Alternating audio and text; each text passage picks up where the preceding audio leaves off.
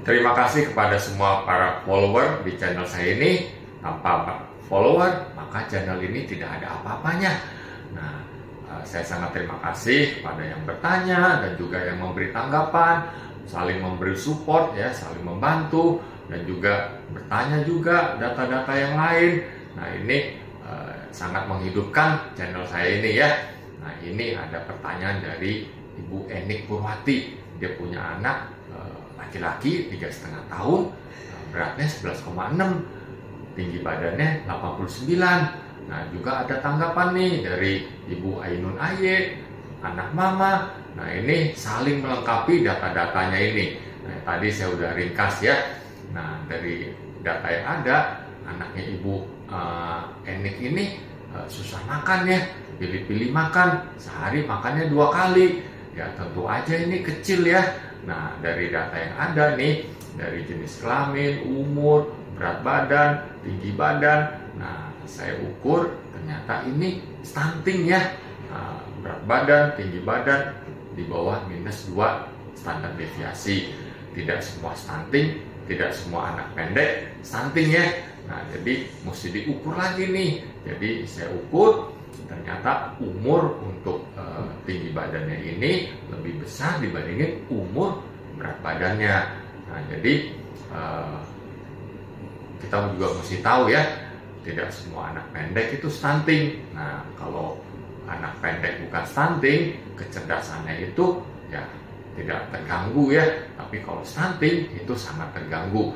Nah, dari data yang ada ini, selain stunting, nih kita mesti cari tahu dulu nih, kenapa anak ini susah makan, makannya pilih-pilih. Nah, jadi dokter itu tentu akan bertanya jawab yang lebih mendetail lagi. Nah, kalau ada data nih dari umur sebulan, 2 bulan, nah kita plot di grafik tumbuh kembang anak. Nah, lalu kita lihat nih grafik yang mengalami perlambatan di mana. Nah, itu sudah mengarah ke kelainan pertumbuhan. Nah, jadi dengan data yang lengkap, semakin lengkap itu kita semakin bagus.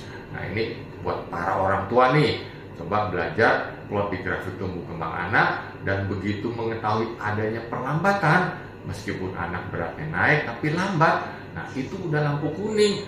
Kalau kita biarkan, nanti kurang gizinya makin berat dan ke arah stunting. Nah, itu kalau udah stunting seperti ini, kita udah susah nih ngobatinnya.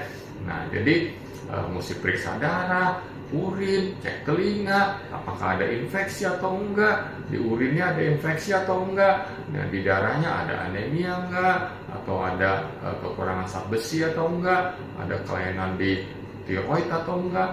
Nah, lalu kalau perlu kita foto ya, untuk curiga misalnya TBC, kita fotonya tuh dari depan dan dari samping. Nah, jadi nggak cukup ya hanya dari depan aja. Nah, lalu tentu aja pengobatan itu berdasarkan penyebabnya apa. Nah, pada kasus ini kan kita belum tahu nih penyebabnya apa. Nah, jadi misalnya dia kesulitan makan, apakah ada kelainan otot-otot di mulutnya, di lidahnya. Nah, ini kita mesti konsul ke bagian rehab medik untuk diperbaiki otot-ototnya. Nah, jadi sementara sebelum ke dokter rehab medik atau agak kesulitan, ya coba snacknya kasih yang sedikit keras, nah agar melatih otot-otot di mulutnya ini.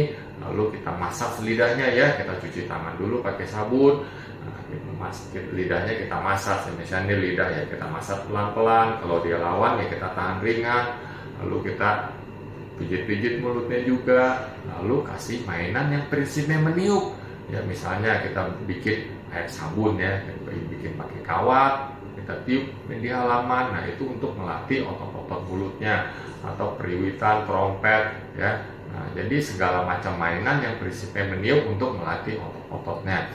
Nah, lalu tekstur makanan juga harus kita perhatikan. Umumnya 3,5 tahun makanan keluarga udah bisa, tapi kalau dia belum bisa ya kita jangan paksa. Jadi kita lembutkan dulu teksturnya, dan juga rasanya harus sesuai selera anak. Nah, kalau anaknya picky eater, nah ini susah makan. Nah, jadi dikit-dikit tapi sering.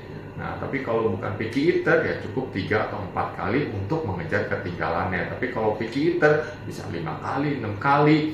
Nah, dan juga protein hewani ya ditingkatkan juga. Jadi selain porsi makanan, jenisnya juga harus kita perhatikan yang berkualitas baik. Nah, lalu kasih susu tinggi kalori supaya mempercepat kenaikan berat badannya. Boleh juga dikasih vitamin zat besi, zinc, multivitamin, ya, lalu vitamin D3. Nah, jadi banyak sekali yang harus dilakukan.